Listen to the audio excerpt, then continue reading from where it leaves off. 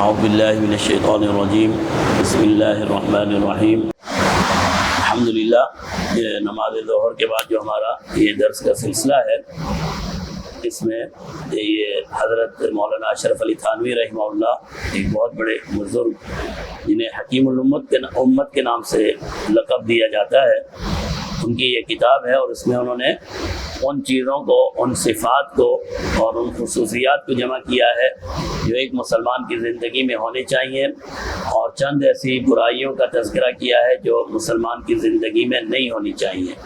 تو یہ ہمارا سلسلہ ہے، اس کے بارے میں 13واں اصول 13 نمبر جو ان کا سبق ہے وہ ہے کثرت سے اللہ کا ذکر کرنا، ذکر اللہ کو کثرت سے کرنا۔ ذکر اللہ کہتے ہیں اللہ کو یاد کرنا، اللہ کے لیے کوئی تسبیح، تحمید، کوئی چیز پڑھنا۔ ویسے تو کوئی بھی عبادت انسان کرے وہ ذکر ہے، اللہ نے نماز کو بھی ذکر کہا ہے، اقیم الصلاۃ لذکری، نماز قائم کرو میرے ذکر کے لیے۔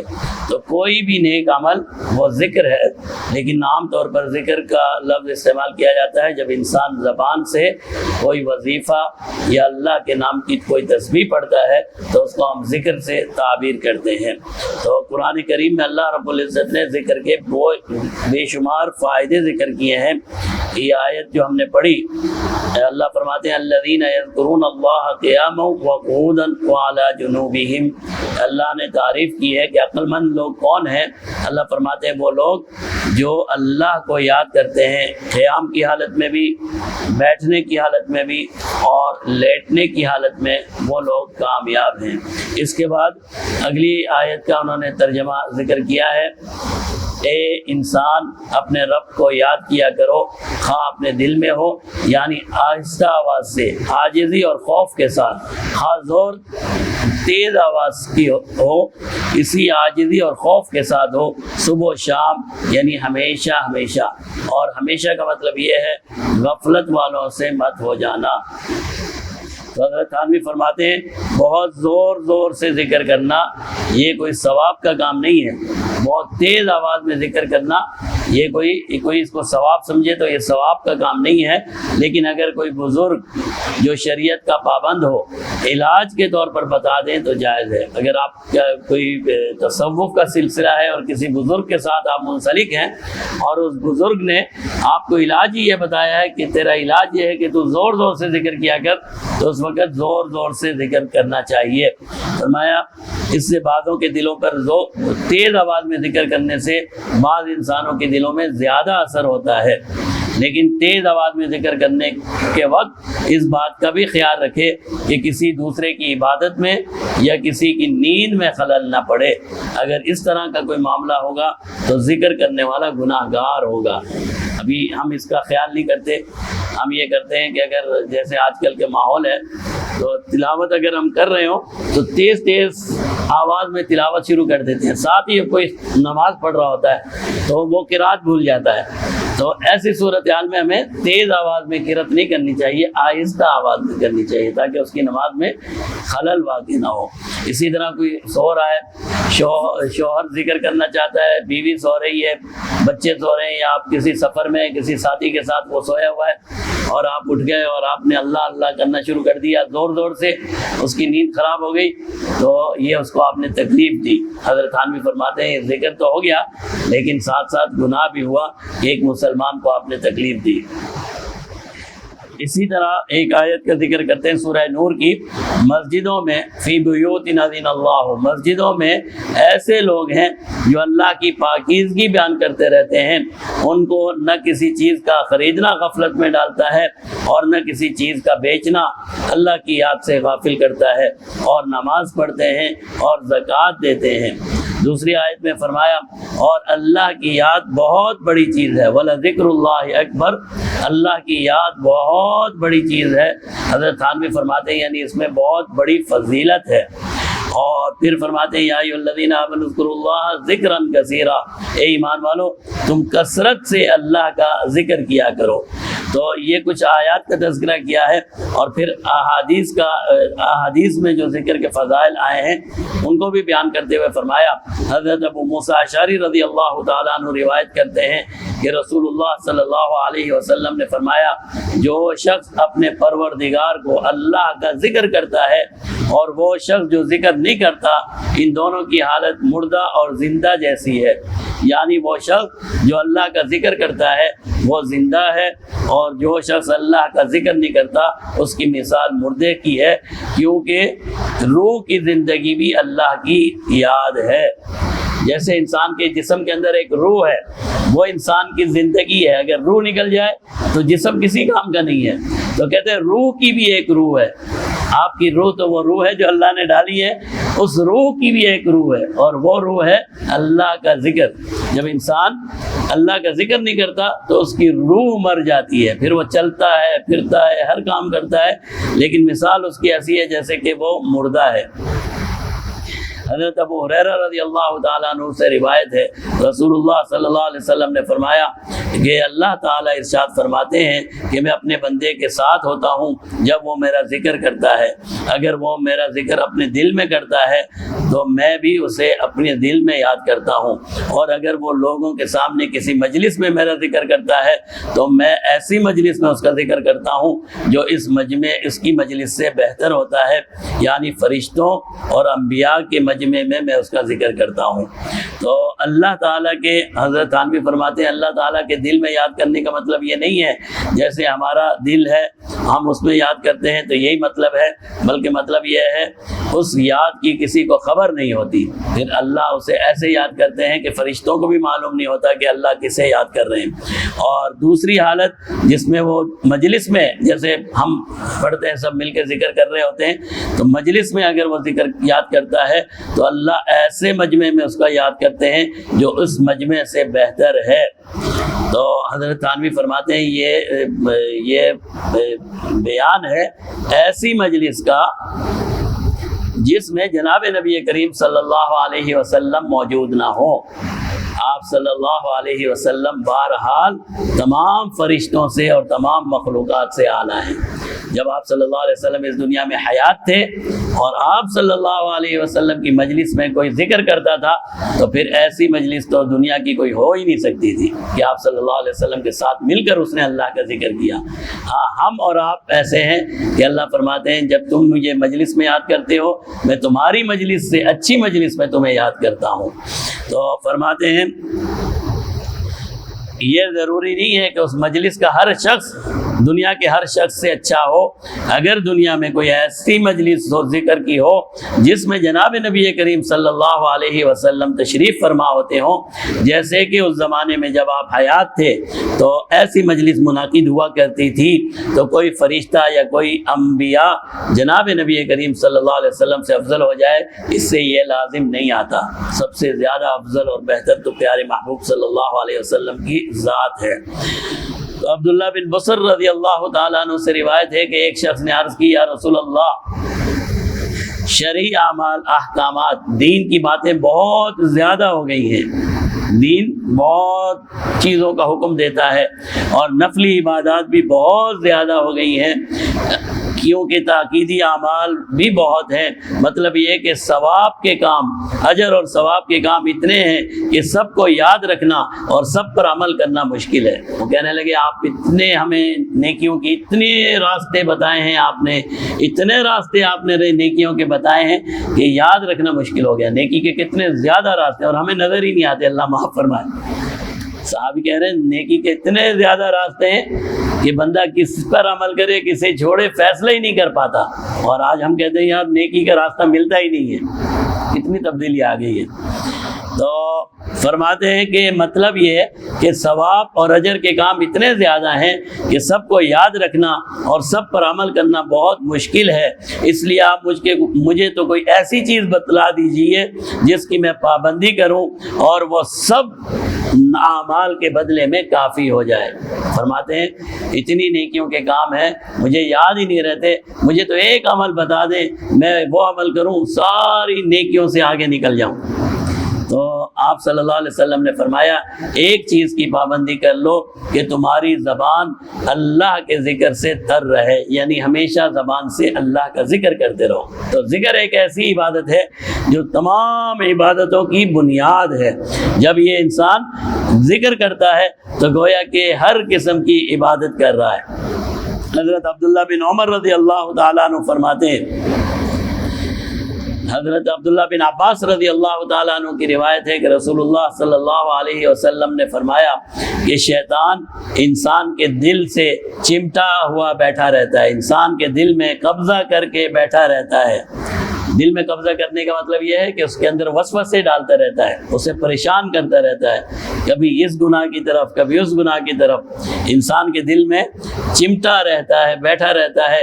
لیکن جب وہ انسان اللہ کا ذکر کرتا ہے تو یہ شیطان اس سے دور ہو جاتا ہے، اور جب وہ انسان اللہ کی یاد سے غافل ہو جاتا ہے یہ دوبارہ آ کر اس میں وسوسے ڈالنے لگتا ہے۔ تو اگر ایک انسان ہے ہر 2 سیکنڈ ہر 2 منٹ بعد اللہ کا ذکر کر رہا ہے تو شیطان اس سے بھاگتا ہے، شیطان کا وہاں کوئی کام نہیں ہے۔ لیکن اگر ہماری طرح کا انسان ہے کہ ابھی ہم ظہر پڑھیں گے تو عصر تک زبان سے کوئی کلمہ ہی نہیں نکلے گا ذکر کا، اللہ معاف فرمائے، بھائی بیٹھے بیٹھے سبحان اللہ پڑھ لیا، الحمدللہ پڑھ لیا، اللہ اکبر پڑھ لیا، لا الہ الا اللہ محمد رسول اللہ پڑھ لیا، ہم پڑھتے ہی نہیں ہیں۔ اگر ہماری طرح کے انسان ہے ظہر پڑھی ہو عصر تک بالکل فارغ، تو پھر تو یقیناً شیطان آ کر ہم سے گلے بھی ملتا ہے اور کہتا ہے بھائی تو بہت اچھا انسان ہے، پھر یہ برائی وہ برائی پھر یہ چیزیں۔ اگر ہم اللہ کا ذکر کرتے رہیں تو شیطان ہم سے بھاگتا رہے گا، ہم سے دور رہے گا۔ حضرت ابو سعید خدری رضی اللہ تعالی، حضرت عبداللہ بن عمر رضی اللہ تعالیٰ عنہ فرماتے ہیں رسول اللہ صلی اللہ علیہ وسلم نے ارشاد فرمایا ذکر اللہ کے علاوہ کوئی بھی بات کثرت سے نہ کرو۔ ذکر اللہ کے علاوہ یعنی اپنی زبان کو کثرت سے، لوگ دنیاوی باتیں زیادہ نہیں کیا کرو، اگر کچھ کرنا ہی ہے کثرت سے تو اللہ کا ذکر کیا کرو۔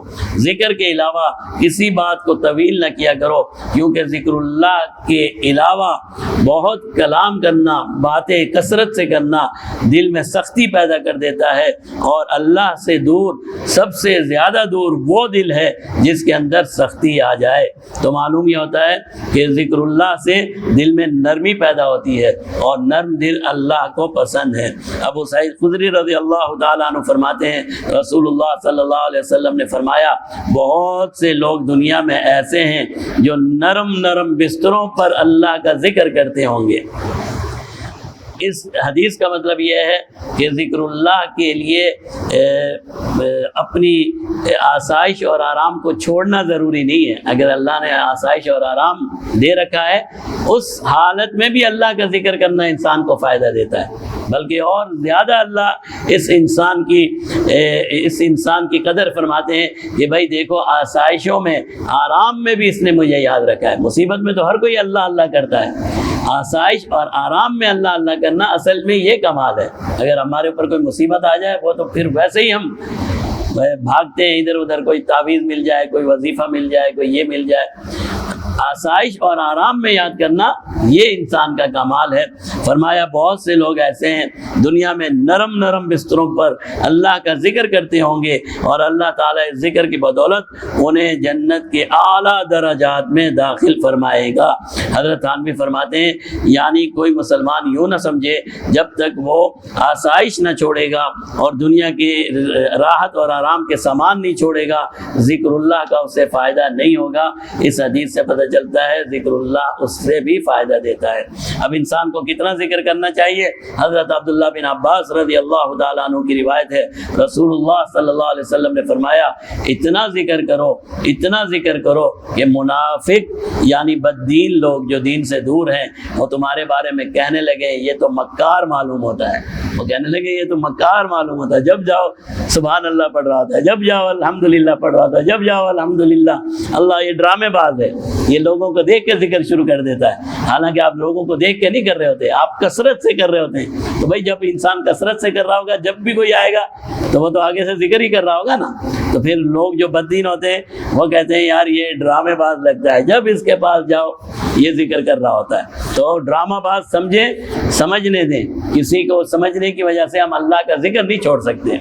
تو حضرت تھانوی رحمہ اللہ نے پھر اس کا خلاصہ یوں بیان فرمایا، جس قدر ہو سکے اللہ تعالیٰ کا نام لیتے رہنا چاہیے۔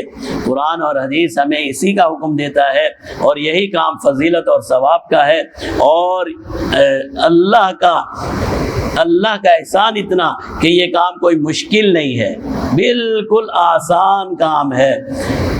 اتنے آسان کام کو اپنی بے پرواہی کی وجہ سے یا سستی کی وجہ سے چھوڑ دینا اور اتنے بڑے اجر اور ثواب سے محروم ہو کر اپنا نقصان کرنا، یہ کتنی بڑی بری بات اور ظلم کی بات ہے۔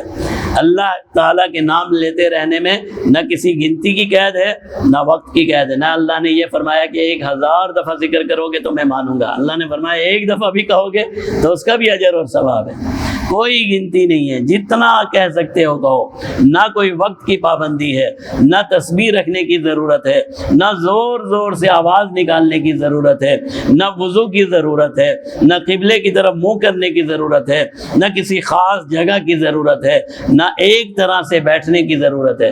ایک آپ کی مرضی ہے، جیسے بیٹھ جاؤ، کرسی پہ بیٹھ جاؤ، نیچے بیٹھ جاؤ، حتیٰ کہ لیٹ جاؤ، لیٹ کے بھی ذکر کرنے کی اجازت ہے۔ ہر طرح سے آزادی اور اختیار انسان کو دیا گیا ہے کہ وہ چاہے جیسے ذکر کر لے، پھر کیا مشکل کام ہے۔ اگر کوئی اپنی خوشی سے تسبیح لے کر تسبیح پر پڑھنا چاہتا ہے، چاہے گنتی یاد رکھنے کے لیے یا اس لیے کہ بعض لوگوں کو خیال یہ ہوتا ہے تسبیح ہاتھ میں ہونے سے ذکر کا خیال آ ہی جاتا ہے، انسان تسبیح ہاتھ میں رکھتا ہے تو کچھ نہ کچھ پڑھتا ہی رہتا ہے۔ یہ اس کو علماء نے مذکرہ کہا ہے، مذکرہ میں نا یاد دلانے والی۔ تو تسبیح انسان کو اللہ کی یاد دلا دیتی ہے کہ بھئی اس کو پڑھنا ہے۔ تو انسان کو چاہیے کہ ہاتھ میں تسبیح رکھ لے۔ خالی ہاتھ ہوتا ہے تو ذکر اسے یاد نہیں رہتا۔ اس مصلحت کے لیے تسبیح رکھنا بھی جائز ہے۔ ہاں ایک بات میں ناجائز ہے، اگر آپ یوں تسبیح پکڑ لیں، لوگ مجھے اللہ والا سمجھیں گے، لوگ کہیں گے واہ واہ جی بڑا اللہ والا آ گیا، یہ پھر دکھلاوا ہے، یہ پھر جائز نہیں ہے۔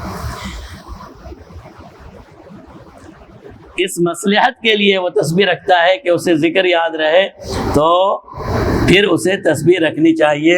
اور اس بات کو بھی خیال نہیں کرنا چاہیے کہ بعض لوگوں کا یہ خیال ہو جاتا ہے کہ تسبیح رکھنے میں دکھلاوا ہو جائے گا۔ دکھلاوا تو نیت سے ہوتا ہے، جب آپ کی نیت ہی دکھلانے کی نہیں ہے تو تسبیح رکھنے سے آپ کا دکھلاوا نہیں ہوگا۔